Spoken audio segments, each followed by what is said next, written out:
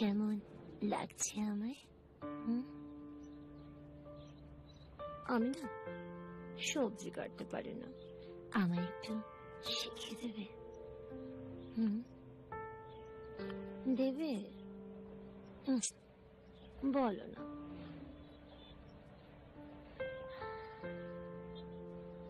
দাও না, দাও। কোথায় থাকো?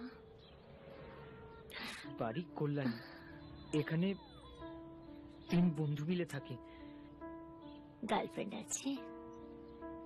না। কাউকে কখনো